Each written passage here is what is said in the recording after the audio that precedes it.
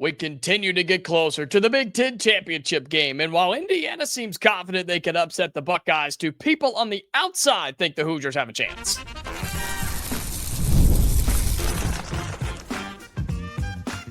You are Locked On Hoosiers, your daily podcast on the Indiana Hoosiers. Part of the Locked On Podcast Network, your team every day.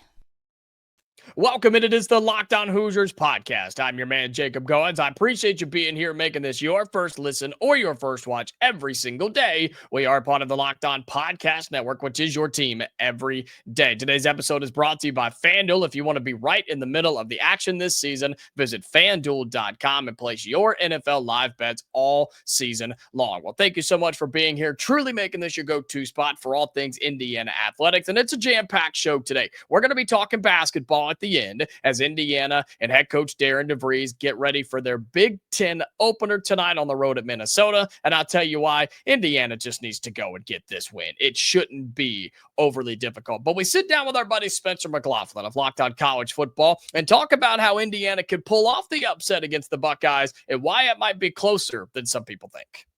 Well, it's one of the biggest weekends of the year in college football season, and while most people's teams aren't playing, the Indiana Hoosiers are. I'm Jacob Goins of Locked On Hoosiers. He is Spencer McLaughlin of Locked On College Football, and man, championship weekend is here, Spencer. And can you believe it? It's the Indiana Hoosiers and the Ohio State Buckeyes. It's number 2 versus number 1 in downtown Indianapolis, man. Does it get any better than this, especially since those mighty Oregon Ducks aren't here?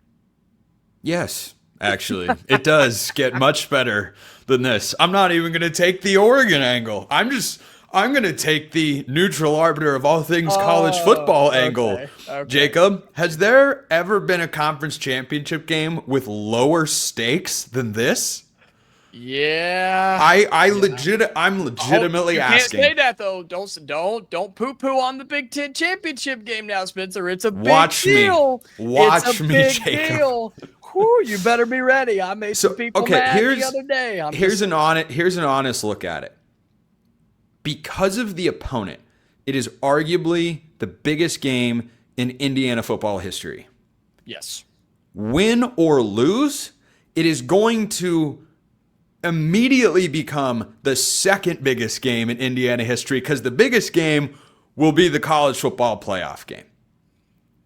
When they will have an actual chance to win regardless of who they're playing. Now, again, even if they beat Ohio State, it's not, I don't even think as much about winning the Big Ten championship in the statement that makes as it is they beat Ohio State in Curt Cignetti's second year.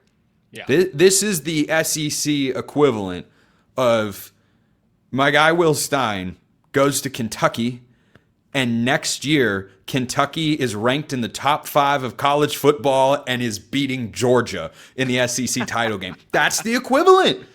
That's what it is. Like, we've gotten so used to Indiana being good because Curt Cignetti has normalized it so quickly. We have just completely forgotten that 2 years ago, no one cared about Indiana football. It never came up on my show. I never paid any attention to them. No one gave a rat's rear end about them because they were an irrelevant program, and now they're just the opposite of that. This is one of the most rapid ascensions and brand transformations in the history of college football.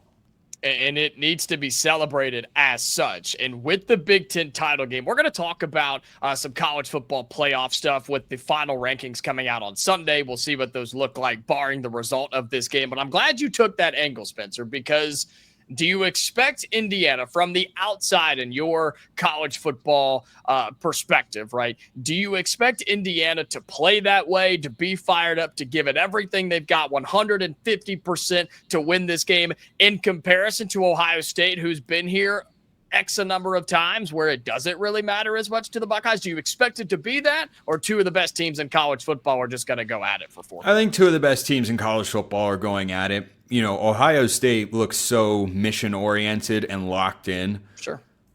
I think Ohio State could win any type of football game against any team in any weather conditions, any time of day. Ryan Day as crazy as this sounds, would be on a short list for me for National Coaches of the Year. He really no. So would Curt Cignetti, just to be clear. But Ryan Day returned less than half of his roster from a year ago. Brand new quarterback. Ask Steve Sarkisian how easy it is to just work in a 5-star quarterback that's been sitting in your system for a year or two. Let me speak for the Indiana fans and say it must be difficult to win with a 5-star here and a 5-star there and a backup 5-star and the fourth string is a 4.5-star who had to walk on because there weren't enough scholarships. I understand exactly where you're going, though. Yeah, I mean, he's done an incredible job. He had to replace 2 coordinators and over half of his production from last year, and his team looks better? What about that makes any sense other than the fact that Ryan Day, who a year ago at this time, a lot of folks in Columbus wanted fired. And I think he would have been if they lose that Tennessee game. Or if the playoff doesn't get expanded, Ryan Day is not Ohio State's head coach. Which is such a wild fact. And now he's coming off a win against Michigan in the snow on the road, and here they are. And he's the highest paid coach in college football, I'm pretty sure. And he should be. Because is he still the highest paid after the Lane Kiffin contract? That's a good question. Kiffin's got what, like $12 million at LSU? Is that right? Yeah, I mean, those guys are both up there, but Ryan Day is the best head coach in college football right now. I think a lot of folks would say Kirby Smart. It's not a bad answer. Yeah. It's not a bad answer. I watch Ohio State all season. I've watched Georgia all season. I know which team I think is better. And Georgia, I think Georgia's good. They've made some real progress. Ohio State has got no holes, no weaknesses, nothing. They're just really, really good. So from a big picture standpoint, if Indiana loses, they're still going to have a bye. I don't think anything changes that. I really don't.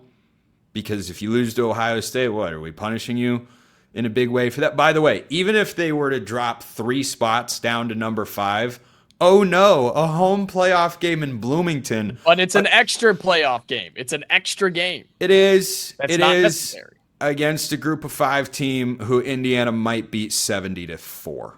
You're right. I don't know how they'd get 2 safeties. That was a dumb number to pick. I should have just said 3.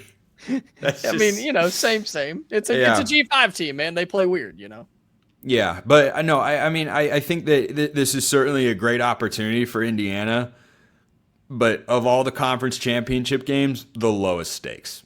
Because the 2 top teams in the country. Yeah, I know. And that's what the expanded playoff does for it. Now, if it were a 4 team, it would also have the same stakes, to be fair. Because if you had a 4-team playoff, Indiana or Ohio State, neither one should be left out at 12-1. Absolutely not. So, and certainly in a 12-team. But anyway, the opportunity for Indiana is, I think, to prove to themselves and the rest of college football what Curt Cignetti talked about recently, which was, hey, Ohio State recruits really well. Man, they have a lot of really good players, and we're not there yet. We're getting there, but we're not there yet.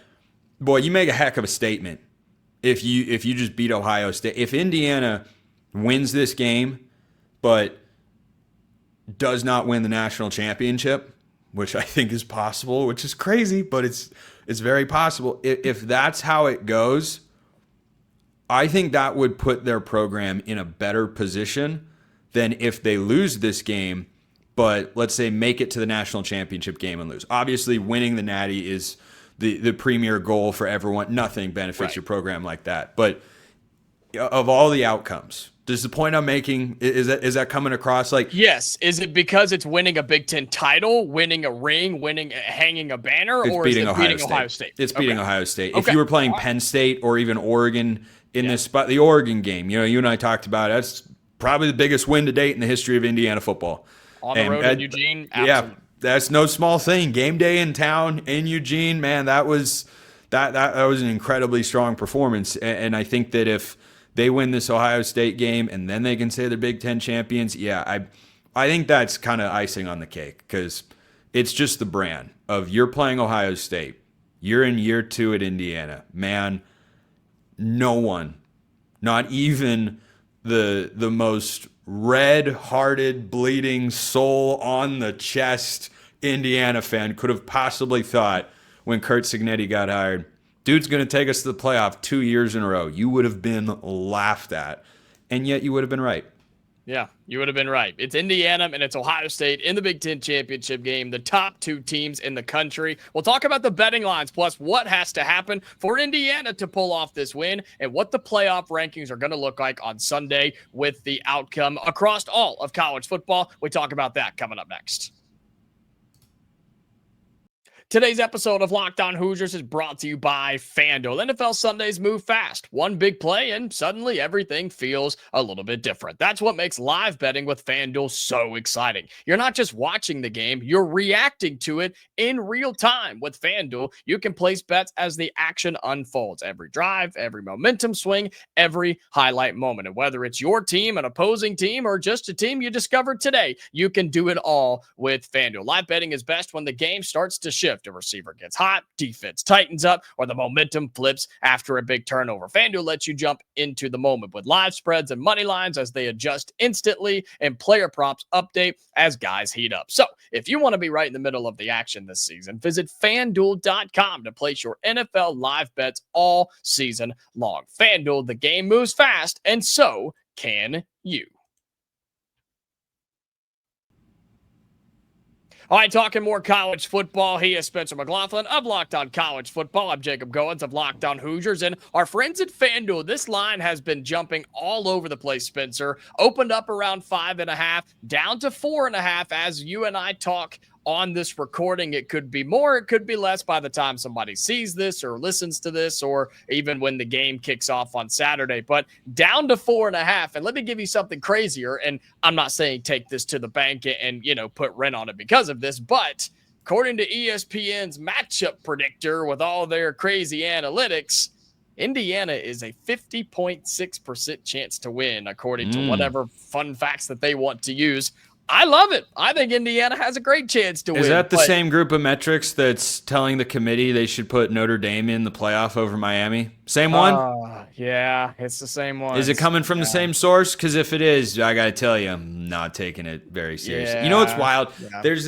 I hate it when you make good points. Don't do that. I know, it's the worst. I blind squirrels and acorns, but I look at what the committee's done each week, and this week, I think they put up, either it was going around on Twitter or was on the actual broadcast on Tuesday night, they put up the graphic comparing the 3 10-2 teams, Alabama, Notre Dame, and Miami. And when you put up the strength of record, the strength of schedule, the record against the top 25, it got even crazier that they're just like, that Miami head-to-head win over Notre Dame doesn't matter. At all. Does not matter. That is going, I think, to be a far more impactful decision if they don't wind up making the playoff and Notre Dame does than the Texas situation. Because the fallback on Texas, if you want to call it that, the counter argument really is, hey, it's not about the Ohio State loss. No one was seriously punishing you for that. You got to be punished for losing the game a little, but that's not what's dragging you down. What's dragging you down is that when you played the second best team on your schedule, you lost by over 20 points. And then you lost to a dreadful Florida team with a head coach who wound up getting fired. And that's a legit. What's the counter for Miami? Well, you lost 2 games in the ACC. Yeah, 8-win teams. 8-win team. By the way, Notre Dame, independent schedule. You know which conference they play the most?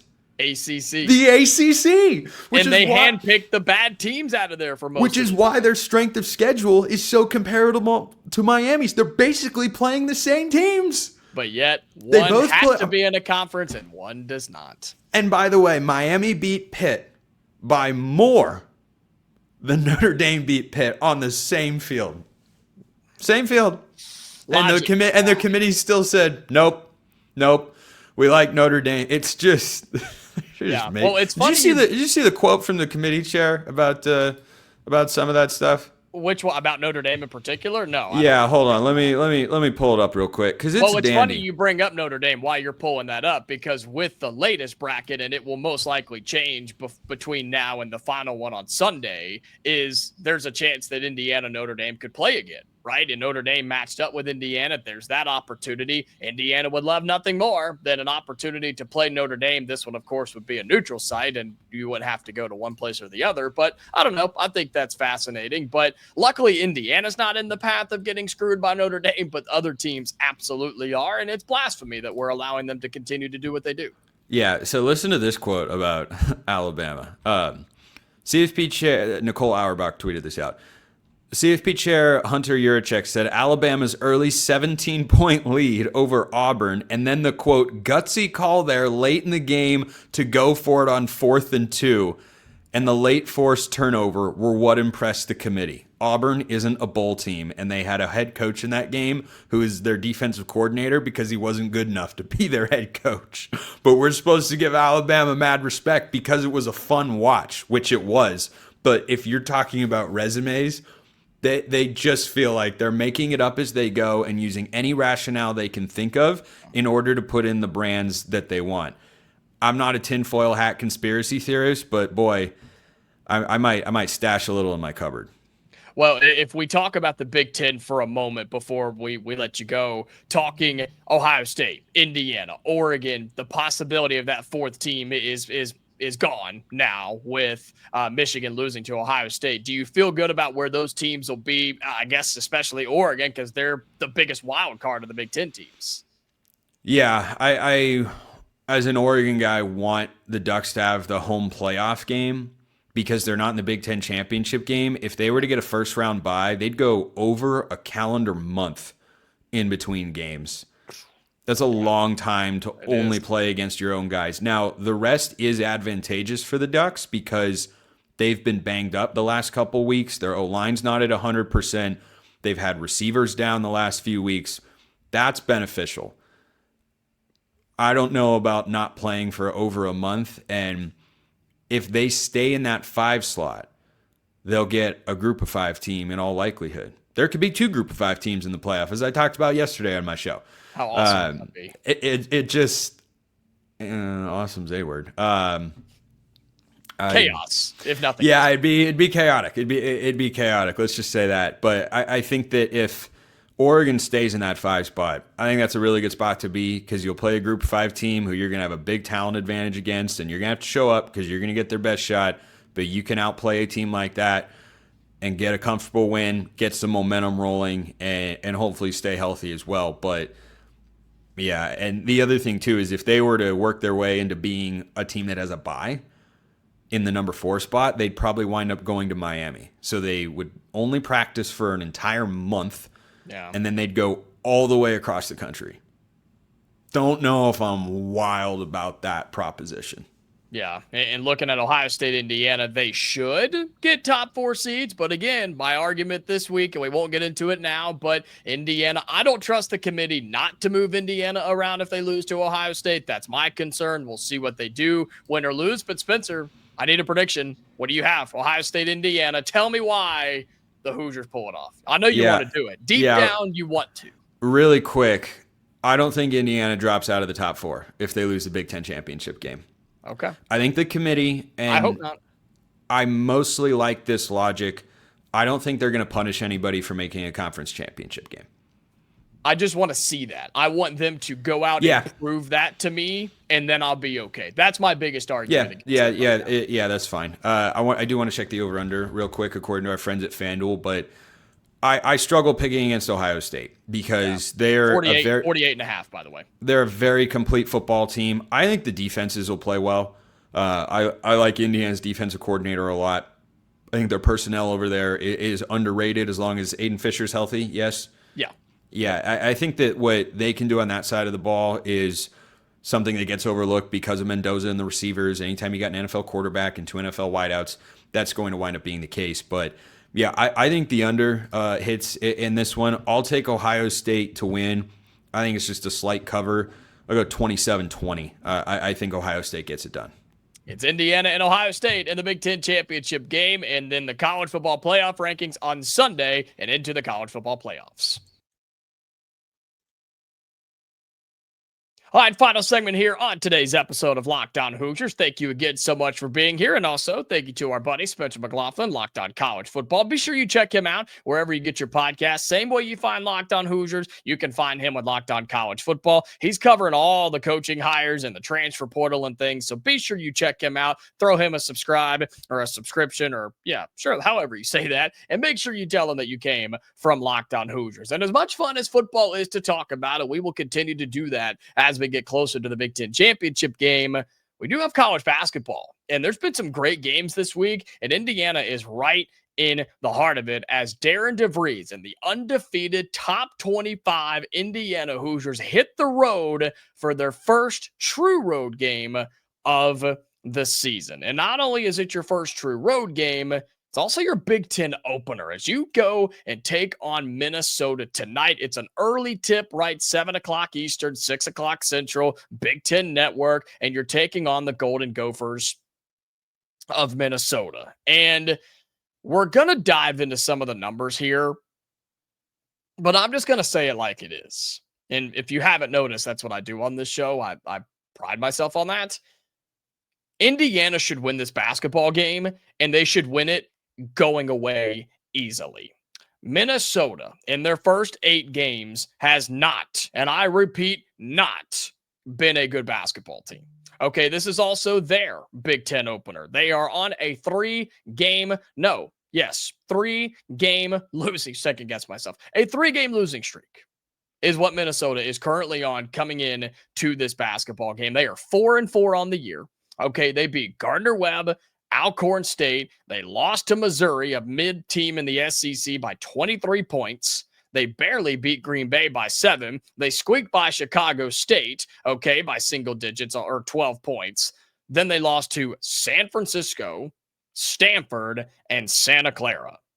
You're walking into a team's building that may have 40% capacity tonight and a team that is simply not good, okay? They've got a couple of dudes that you need to worry about, right? They've got a couple of guys that if Indiana shows up, play good defense, and communicates, you should be fine. Cade Tyson is the guy that makes them go. He is their everything. He averages over 22 points a game. All right, he shoots at 53% from the floor. He's a good three-point shooter at about 35, 36%. And if you foul him, he's going to make most of his free throws. But that's the guy that plays almost the entire game. And if you're able to find a way to slow him down, you're good to go. He's 6'7", 200 pounds. And I think Indiana puts Tate Connerway on him. And I think you lock him up and you say, hey, you're really good.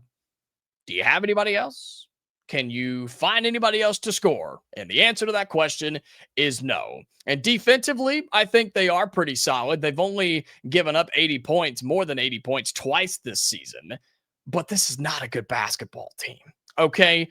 Yes, it's a road game. Yes, it's your first one of the season. You've played games in Puerto Rico. You've played games in neutral site. But I know this is a road game, but it's not that bad. This is not going to Michigan State, okay? This is not going to Iowa. This is not going to Michigan. This isn't Purdue. This is Minnesota. This is a team that's going to finish bottom 3rd in the Big Ten, or it could be bottom 5th, 6th, or 7th, okay? They are not a good basketball team. But that doesn't mean Indiana could just sleepwalk through this and expect to win the game. That's not what I mean at all. And Indiana can absolutely lose this game because it's another Big Ten opponent. And you want to start off on the right foot. Start off Big Ten play in the right way because you've got some serious games coming up. With Louisville this weekend, Kentucky's still on that schedule. You've got Penn State as your second Big Ten game. And then you really get into the heart of it. You don't want to have this slip up on your resume. Just go win the game, okay? And I talked the other day about Indiana basketball and some of the numbers that are just mind-boggling right now when you look at 22nd in the AP poll, best team in the nation at passing the basketball, 90% of their made baskets come off an assist. And we were talking about KenPom in the net rankings, right? And I told you this early in the season, don't overly buy into what you see in KenPom in the net rankings. Net rankings are based off your resume. KenPom is based on the deep analytics. And this early in the season, I told you Indiana actually moved up in KenPom to 19.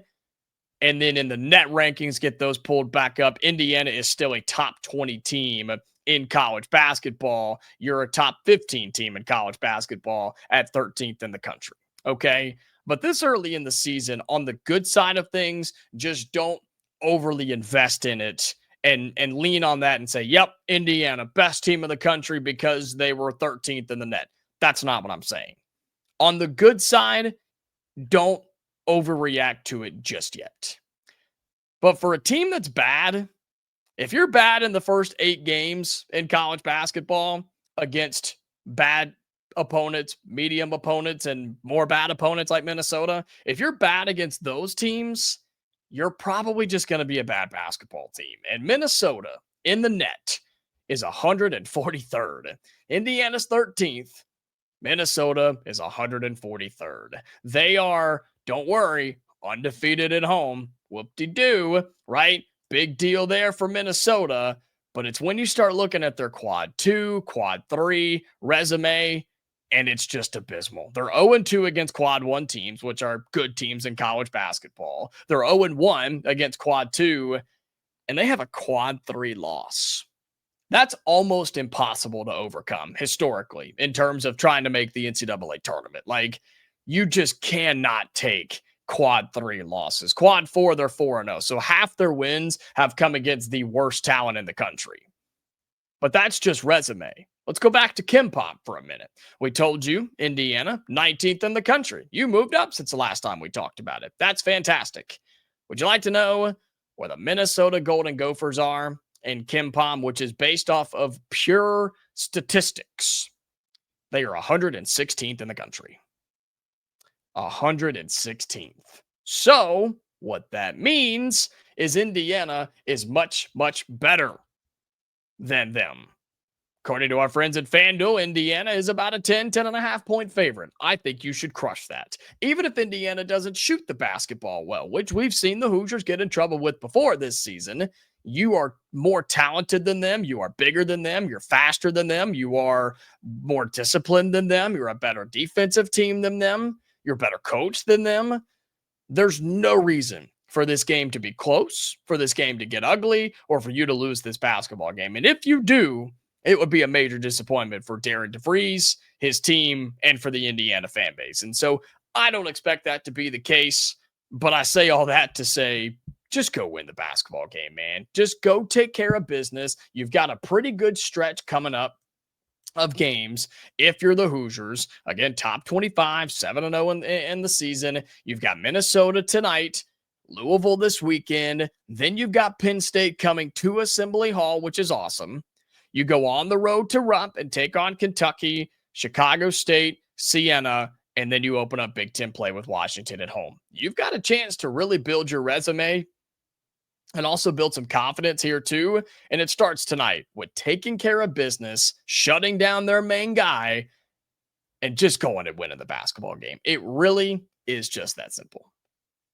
All right, that's going to do it for today's episode of Locked On Hoosiers. Again, thank you so much for being here and truly supporting this show. Look, you may not agree with everything, and that's okay. But as long as we're having good open discussions, I'm all here for it. I want to see what you guys have to say in the YouTube comments. Make sure you subscribe to us on YouTube. You're following us on your audio platform so you never miss a new episode of Locked On Hoosiers. And with the basketball game, we are going live on YouTube tonight, right here on the Locked On Hoosiers YouTube channel. So come on in, hang out. We'll talk about the game, hopefully after a blowout win, and we'll have a lot more great content for you the rest of the week as well. But until tonight and then tomorrow, Hoosier fans, stay safe, and we'll talk to you later.